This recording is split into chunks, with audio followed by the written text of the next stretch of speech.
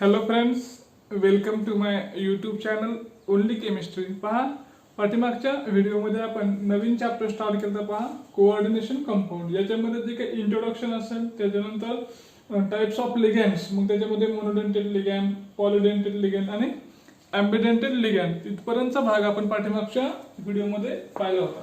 आता याच्या पुढचा जो काही भाग असेल तो आहे पहा आपला terms use in coordination chemistry.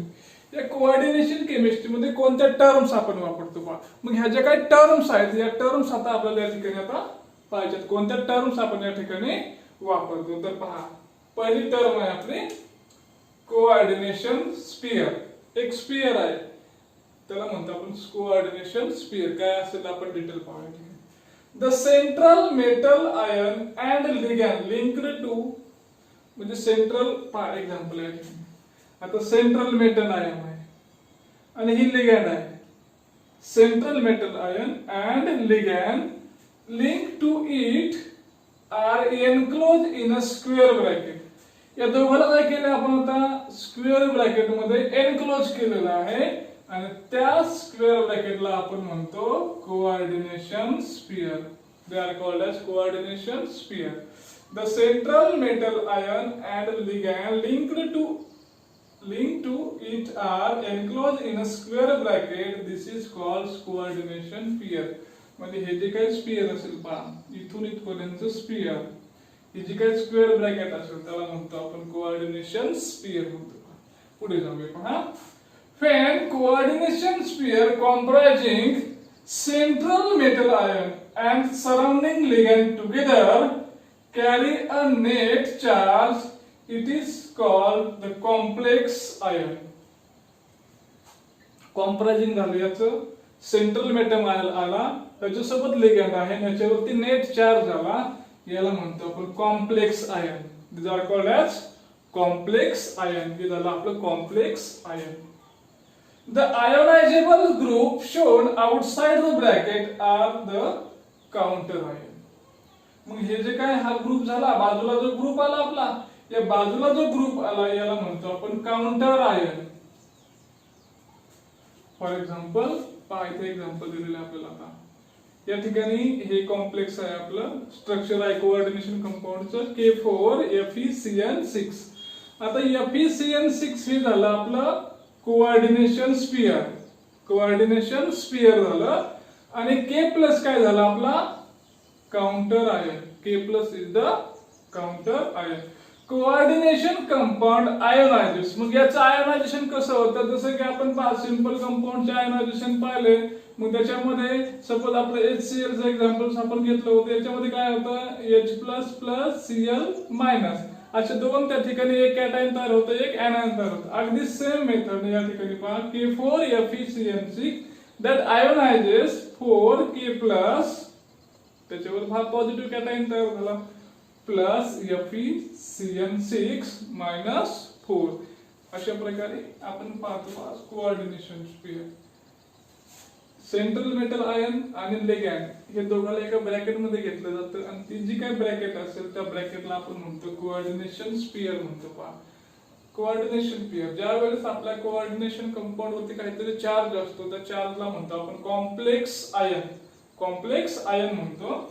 आणि जो काही ग्रुप आपण आउटसाइड घेतो, त्या स्क्वेअर ब्रॅकेटच्या आउटसाइड घेतो, त्याला म्हणतो आपण काउंटर आयन. त्या ठिकाणी K प्लस काय आपला काउंटर आयन आहे, बाजूला घेतला ना याला K प्लस काउंटर आयन आहे.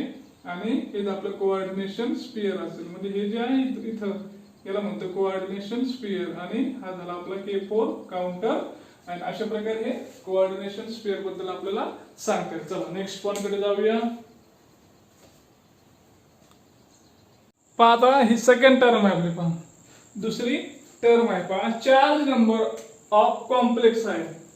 त्या कॉम्प्लेक्स आयनचा चार्ज नंबर किती आहे आणि oxidation state of metal ion. Metal आयनची ऑक्सिडेशन स्टेट कशी शोधतो तर आपण पाहूया डिटेल मध्ये. The net charge residing on the complex ion its charge number. जसं की आपण पाहतो पहा, एखादं आपल्याला कंपाऊंड दिलं जातं, ठीक आहे ना, SO4 2 मायनस आहे पहा, ठीक आहे ना, SO4 2 मायनस. तर या कंपाऊंडचा जो काही नेट चार्ज असेल तो किती आला, -2 आला, -2. अगदी सिमिलरली आपला जो काही कॉम्प्लेक्स आयन असेल, या कॉम्प्लेक्स आयनवर जेवढा चार्ज असेल तो त्याचा चार्ज नंबर, तो काय झाला त्याचा charge number. The net charge present on the complex ion is its charge number किंवा residing on the complex. Complex वर किती आहे प्रेझेंट आहे तो जो काही नंबर असेल तो नंबर झाला त्याचा चार्ज नंबर. मग त्या मायनस असेल प्लस असेल तो काय झाला त्याचा चार्ज नंबर झाला. It is the algebraic sum of charges carried by metal ion and the ligand. मग हा जो काही चार्ज नंबर आहे ही अल्जेब्रिक सम आहे, बेरीज आहे कशाची, सम ऑफ चार्जेस, चार्जेसची बेरीज आहे. कोणाच्या चार्जेसची बेरीज आहे, carried by metal ion and the ligand. Metal ion आणि लिगेंड याच्यावरती जो काही चार्ज असेल त्याची बेरीज असेल, ती बेरीज म्हणजे काय आपला हा चार्ज नंबर असेल. पुढे जाऊया. The charge carried by the metal ion is it's oxidation state. मग मेटल आयनवर किती चार्ज असतो, तर मेटल आयनचा जो काही चार्ज असेल, मग सपोज तो +2 असेल, +4 असेल, तो जो काही चार्ज असेल ती त्याची काय असते, ऑक्सिडेशन स्टेट. मग कशाला म्हणतो oxidation state, a charge along with sign. काहीतरी चार्ज असेल त्याच्याबरोबर साइन असेल, प्लस असेल मायनस असेल, त्याला म्हणतो आपण ऑक्सिडेशन स्टेट. मग ह्या मेटल आयनवर जो काही चार्ज असेल ती त्याची काय झाली, ऑक्सिडेशन स्टेट झाली. फॉर एक्झाम्पल आपण एक्झाम्पलच्या सहाय्याने पाहूया. The complex FeCN6-4 complex ion दिलेला आहे पण आपल्याला, है की नाही. त्याच्यापासून आयोनायझेबल ग्रुप बाजूला झाला आणि काय राहतं मग आपलं कॉम्प्लेक्स आयन राहतं पहा. Has the charge number -4. आता याच्यावर किती चार्ज आहे, -4. हा झाला त्याचा चार्ज नंबर. मग ह्या चार्ज नंबरचा काय यूज होतो आपल्याला, इट कॅन बी युटिलाइज्ड, वापरलं जातं to calculate oxidation state of Fe. Fe जो आहे याच्यामधला, या Fe ची ऑक्सिडेशन स्टेट फाइंड आउट करायला आपण काय वापरतो, हा चार्ज नंबर आपण या ठिकाणी वापरतो. आता कसं शोधतो आपण त्या ठिकाणी पाहूया. एक फॉर्म्युला आहे आपल्याकडे, charge on the complex. Complex वर किती चार्ज आहे, charge on the complex is equal to, आता ही काय आहे, सम आहे. इथे पाहिलं आपण, it is the algebraic sum of charges carried by metal ion and the ligand. मग तो फॉर्म्युला मध्ये कन्वर्ट केला, charge on the complex that is the charge number. हा काय आपला चार्ज नंबर आहे, equal to oxidation state of Fe. The charge carried by metal ion is its oxidation state. इथं बरोबर, oxidation state of Fe plus charges of ligand, दोन्ही चार्जेसची बेरीज आहे. मग पहा बरोबर लिहिलं आपण इथं, charge on the complex is equal to oxidation state of Fe plus किती लिगेंड्स आहे आपल्याकडे या ठिकाणी, Cn च्या 6 लिगेंड आहे, 6. आणि याच्यावर किती चार्ज आहे लिगेंड वरती, तर charges of Cn minus ion. Cn minus आयनचा किती चार्ज आहे, आता किती चार्ज आहे आपला इथं, चार्ज नंबर किती आहे, -4 equal to oxidation state of Fe plus 6 into that ion. त्या आयन वर किती चार्ज असतो, -1 असेल. मग oxidation state of Fe equal to, थोडं इक्वेशन चेंज झालं, -4 प्लस 6 किती राहिले आपल्याकडे या ठिकाणी, +2 राहतील. किती राहिले आपल्याला या ठिकाणी, +2 या ठिकाणी काय राहतील आपले शिल्लक राहतील. मग याचा जो काय ऑक्सिडेशन स्टेट असेल ती किती आली याची, +2 आली. किती आली, +2. म्हणजे या मेटलची जी काही ऑक्सिडेशन स्टेट आहे ही फाइंड आउट करायला आपल्याला काय होतं या ठिकाणी चार्ज नंबरचा यूज होतो. तर आता आपण 2 पॉइंट पाहिले पहा. पहिला चार्ज नंबर आणि दुसरं पहिलं ऑक्सिडेशन स्टेट ऑफ मेटल. मग काय सांगता येईल चार्ज नंबर बद्दल आपल्याला, the charge present on the complex ion is called charge number. त्या कॉम्प्लेक्स वरती जो काही चार्ज असेल त्याला म्हणतो आपण चार्ज नंबर. आणि oxidation state of metal, the charge carried by the metal ion. Metal ion वर जेवढा चार्ज असेल ती त्याची ऑक्सिडेशन स्टेट, अशी ही दुसरी टर्म आहे पण आपण या ठिकाणी पाहिली. आता पुढच्या टर्म कडे जाऊया. चला, next point is coordination number of central metal ion. जो काय आपला सेंट्रल मेटल आयन असेल, हा पहा सेंट्रल मेटल आयन, हा सेंट्रल मेटल आहे. याच्या बाहेर जो असतो त्याला म्हणतो आपण काउंटर आयन म्हणतो आणि हा आपला सेंट्रल मेटल आहे. मग या मेटल आयनचा कोऑर्डिनेशन नंबर किती आहे? मग कशाला म्हणायचं कोऑर्डिनेशन नंबर? त्याची डेफिनेशन आधी आपण पाहूया. Coordination number of metal ion in a complex is the number of ligand donor atom directly attached to it. Number of ligand donor atom. मग याला किती ligand donor atom आहेत, याला किती अटॅच आहेत किंवा याला किती अटॅच आहे, तो जो काही नंबर असेल तो म्हणजे त्याचा coordination number. or number of electron pair involved in the coordinate bond. मग एका पेयर पासून एक बॉन्ड तयार होतो, तर अशा किती पेयर त्या ठिकाणी निवडतात? त्या 4 पेयर असतील, 5 असतील, 6 असतील, 8 असतील, त्याच्या काय पेयर असतील, जेवढ्या पेयर तेवढा त्याचा कोऑर्डिनेशन नंबर. मग आपण डिटेल्स मध्ये पाहूया. For example complex structure CONH3 4Cl2 एक कॉम्प्लेक्स स्ट्रक्चर आपल्याला दिलेलं आहे. पहा, इन दिस कॉम्प्लेक्स, या कॉम्प्लेक्स मध्ये 4 अमोनिया, NH3 किती आहे? 4. 4 अमोनिया अँड 2 क्लोराइड, हे 2 आणि हे 4 ligands are directly attached to central metal ion. हा काय डायरेक्टली अटॅच आहेत कशाला? Central metal. and all are monodentate. आणि सगळे कसे आहेत? ह्या मोनोडेंटेट आहे. म्हणजे प्रत्येक काय करेल? एक इलेक्ट्रॉनची पेयर त्या ठिकाणी शेअर करेल. मग टोटल किती? अमोनिया किती शेअर करेल? 4. हा किती शेअर करेल? 2. म्हणजे 4 + 2 किती झाला? 6. म्हणून याचा कोऑर्डिनेशन नंबर किती आहे? 6 आहे. 6 is the coordination number of that cobalt. त्या कोबाल्टचा 6 काय झाला कोऑर्डिनेशन नंबर. आता लिगॅंड ही कशी आपली मोनोडेंटेट आहे. जर लिगॅंड बायडेंटेट असेल तर कसं होईल? फॉर एक्झाम्पल सेकंड मध्ये बघूया आपण. बायडेंटेट लिगॅंड लाईक C2O4, ठीक आहे ना, C2O4 2- ऑक्झॅलेट आयन्स असतील, और इथिलीन डायमाइन. मग या ठिकाणी आपण कसं म्हणतो मोनोडेंटेट आणि बायडेंटेट? एक इलेक्ट्रॉन पेअर डोनर असेल तर ती मोनोडेंटेट, 2 इलेक्ट्रॉन पेअर असेल तर ती बायडेंटेट म्हणतो आपण. मग बायडेंटेट लिगॅंड आहे आपल्याकडे FeC2O4 3 एक कॉम्प्लेक्स झालं, आणि CO इथिलीन डायमाइन 3+. मग या कॉम्प्लेक्स मध्ये काय आहे? Having 3 bidentate ligand. इथे किती आहेत? या 3 बायडेंटेट आहेत आणि या सुद्धा 3 कशा आहेत? बायडेंटेट आहे. म्हणजे याला 2 इलेक्ट्रॉन पेअर डोनर असतात. म्हणजे ह्या काय करतील? 2 इलेक्ट्रॉन पेअर डोनर करतील. ह्याच्यावर किती करतील? 2 असतील. म्हणजे 3 × 2 6 डोनर ॲटम्स असतील टोटल त्याच्यामध्ये. मग इथे पण किती असतील? 6 donor atom. Total number of donor atom is 6. मग 6 काय झाले त्याच्याकडे? डोनर ॲटम झाले. Hence coordination number is 6. म्हणून त्याचा काय झाला? 6 काय झाला कोऑर्डिनेशन नंबर. म्हणजे यामध्ये काय लक्षात ठेवता येईल आपल्याला की जेवढे नंबर ऑफ डोनर ॲटम्स असतील, जेवढे नंबर ऑफ डोनर ॲटम त्याला डायरेक्टली अटॅच होतील, किंवा जेवढ्या पेअर इलेक्ट्रॉनच्या त्या ठिकाणी शेअर केल्या जातील कोऑर्डिनेट बॉन्ड मध्ये, किंवा जेवढे कोऑर्डिनेट बॉन्ड तयार होतील, तो त्याचा काय झाला? Coordination number. चला नेक्स्ट पॉइंट कडे जाऊया. चला आता 4 नंबरची आपली टर्म आहे पहा, double salt and coordination complex.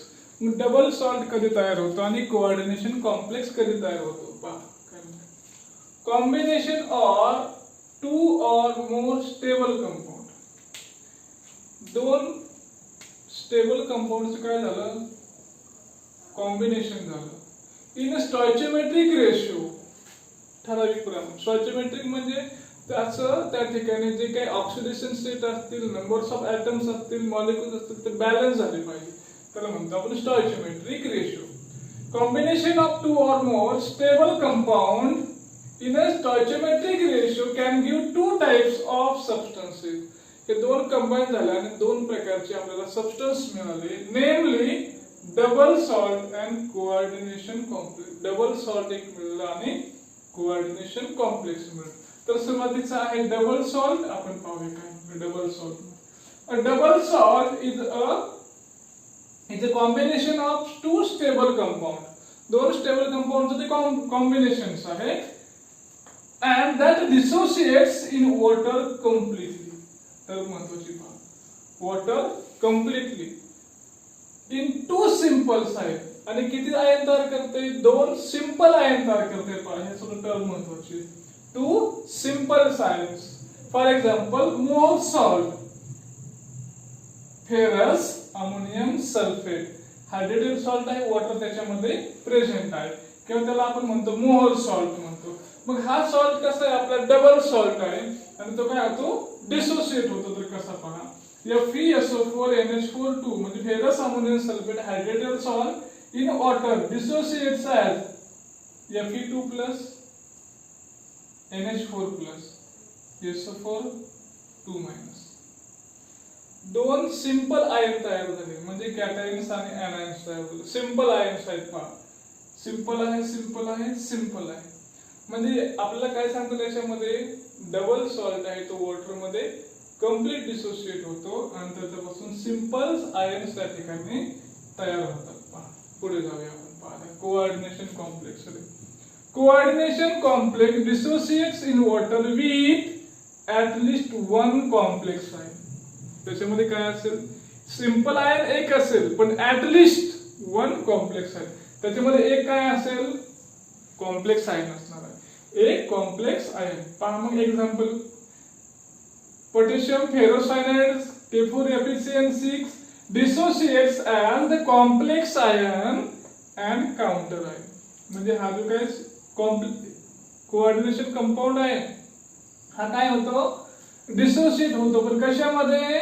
Complex ion and counter ion. त्याच्यापासून सिंपल आयन तयार होत नाहीत. मग पहा या ठिकाणी K4FeCN6 dissociates in water. Water मध्ये तो काय झाला? डिसोसिएट झाला आणि काय तयार झालं? 4K+ FeCN6 4-. मग हा झाला आपला काउंटर आयन आणि हे झालं आपलं कॉम्प्लेक्स आयन. कॉम्प्लेक्स आयन आणि हे काउंटर आयन. मग दोघांमध्ये काय फरक सांगता येईल आपल्याला? Double salt dissociate completely in water and they form a simple ion. आणि सिंपल आयन त्याच्यापासून फॉर्म होतात. इकडे काय म्हणता येईल? Coordination complex dissociate in water at least one complex ion. त्या ठिकाणी त्याचं पूर्ण डिसोसिएशन होत नाही आणि सिंपल आयन तयार होत नाही. ऍटलिस्ट वन कॉम्प्लेक्स आयन त्याच्यामध्ये काय होतो? तसाच राहतो. याला म्हणतो आपण कोऑर्डिनेशन कॉम्प्लेक्स म्हणतो. अशा प्रकारे हेच आपल्याला कोऑर्डिनेशन कॉम्प्लेक्स आणि डबल सॉल्ट बद्दल या ठिकाणी सांगतील. पुढचा पॉइंट आहे आपला वर्नर्स थेरीकडे जाऊया. चला तर नेक्स्ट आहे पहा आपला आता Werner's theory of coordination complex. सुरुवातीला अगदी कोऑर्डिनेशन कॉम्प्लेक्स मध्ये जे काही बॉन्डिंग असेल, कशा प्रकारे बॉन्डिंग होतं, कसं कॉम्प्लेक्स तयार होतं, याबद्दल सुरुवातीला कोणी थेरी मांडली असेल तर ती वर्नरनं थेरी मांडली. आता त्या थेरीमध्ये त्याला काय पॉस्ट्युलेट्स लिहिले आहेत, ठीक आहे ना. थेरीचे काय पॉस्ट्युलेट्स आहेत, काय अझम्पशन्स आहेत, ते आपण काय करूया डिटेल्स मध्ये पाहूया. Unlike metal salts, the metal in a complex possess two types of valence. म्हणजे मेटल सॉल्ट सारखे काय करतो? दोन प्रकारचे व्हॅलेन्सी दाखवतो. जो काही कॉम्प्लेक्स मध्ये आयन असेल, सपोज आता हा आयन कोबाल्ट आहे, हा दोन प्रकारचे व्हॅलेन्सी दाखवतो. That is the primary valency, that is the ionisable valency, and secondary which is the non ionisable valency. म्हणजे every metal in a complex possesses two types of valency, that is the primary valency and the secondary valency. दोन प्रकारचे valency दाखवतो, primary आणि secondary valency. The ionizable sphere consists of entities which satisfy the primary valency of the metal. जो ionizable sphere असेल म्हणजे हा sphere ionization sphere हा काय करतो, प्रायमरी व्हॅलेन्सी सॅटिस्फाय करायचं काम करतो. We satisfy the primary valency of the metal. Primary valencies are generally satisfied by anion. anion जे काय व्हॅलेन्सी सॅटिस्फाय करतो त्याला म्हणायचं प्रायमरी व्हॅलेन्सी. आणि ही कोणत्या स्पियर मध्ये असते तर आयोनायझेबल स्पियर मध्ये असते किंवा आयोनायझेशन स्पियर मध्ये असते. पुढे जाऊ. द सेकंडरी कोऑर्डिनेशन स्पियर म्हणजे हा स्पियर आपला, हा जो काही स्पियर असेल तो आहे आपला coordination. The secondary coordination sphere consist of entities which satisfies secondary valencies and are non-ionizable. म्हणजे याच्यामध्ये जे घटक असतील, एंटाइटीज असतील, त्या काय करतात, सेकंडरी व्हॅलेन्सी सॅटिस्फाय करतात. याच्यामध्ये असणारे घटक काय करतात, प्रायमरी व्हॅलेन्सी सॅटिस्फाय करायचा प्रयत्न करतात. which satisfy secondary valencies and are non-ionizable. आणि हे कसे येतं, नॉन आयोनायझेबल आहे, non आयोनायझेबल. The secondary valencies of metal are fixed. म्हणजे ही काय सेकंडरी व्हॅलेन्सी असते ती कशी असते, फिक्स असते. and satisfied by either anion or neutral ligands. आणि हे कोण सॅटिस्फाय करतं तर न्यूट्रल लिगॅंड किंवा anion सॅटिस्फाय करतं. आणि ही जी काही व्हॅल्यूज असेल ती व्हॅल्यूज म्हणजे काय असतं, कोऑर्डिनेशन नंबर्स असतो. पहा ही जी काही सेकंडरी व्हॅलेन्सी बरोबर काय असतो आपला, coordination number. Generally the secondary valencies are fixed and which are the coordination number. आणि तोच त्याचा काय असतं, कोऑर्डिनेशन नंबर असतो. The secondary valencies have a fixed spatial arrangement around the metal ion. आणि जे काही सेकंडरी व्हॅलेन्सी असते त्याचे काय असते, एक स्पॅशियल अरेंजमेंट असते, arrangement around the metal ion. Metal आयनच्या भोवती त्याची काय असते, एक स्पॅशियल अरेंजमेंट केलेली असते, त्याला म्हणतो आपण सेकंडरी व्हॅलेन्सी. आणि सेकंडरी व्हॅलेन्सी म्हणजे काय, त्या कंपाऊंडचा जो काही कोऑर्डिनेशन नंबर असेल, मेटलचा जो काही कोऑर्डिनेशन नंबर असेल तो त्याचा काय असतो, सेकंडरी व्हॅलेन्सी असतो. फॉर एक्झाम्पल हे आहे पहा, कोबाल्ट NH3 बरोबर. मग या ठिकाणी पहा आता स्पियर दाखवलेलं आहे, हे काय आपले न्यूट्रल लिगॅंड्स आहे, मोनोडेंटेड लिगॅंड आहे. आणि ही कशी आहे आपली आयोनायझेशन स्पियर मध्ये, म्हणजे आयोनायझेबल आहे बरोबर, आणि ही नॉन आयोनायझेबल. मग या ठिकाणी किती आहे आता, 6 आहे. म्हणजे याची सेकंडरी व्हॅलेन्सी किती आहे, 6 आहे. आणि इथे किती आहे, 3 आहे. एनायन्स किती झालं, 3. म्हणजे याची प्रायमरी व्हॅलेन्सी 3 येईल आणि सेकंडरी किती येईल, 6 येईल. अशा प्रकारे हे स्पियर आहे, coordination sphere, ionization sphere, primary आणि सेकंडरी. मग आता त्या ठिकाणी जर लिगॅंड्स असतील तर लिगॅंड्स काय करतात, कॉम्प्लेक्स फॉर्म करतात. आता या ठिकाणी किती आहेत, 6 आहेत. 6 आहेत. तर 6 मध्ये काय तयार होतं आपलं, ऑक्टॅहायड्रल. 6 मध्ये होतं ऑक्टॅहायड्रल. आणि 4 असतील तर त्या ठिकाणी होतं आपलं टेट्राहायड्रल्स किंवा स्क्वेअर तयार होतं. टेट्राहायड्रल्स किंवा स्क्वेअर कॉम्प्लेक्स त्या ठिकाणी तयार होतं. असं या आपल्याला वर्णन स्टेजचे जे काही अझम्पशन्स असतील त्या अझम्पशन्स बद्दल आपल्याला सांगता येईल. व्हिडिओ आवडला तर नक्की लाईक करा आणि रेग्युलर अपडेटसाठी चॅनलला सबस्क्राईब करा. थँक्यू.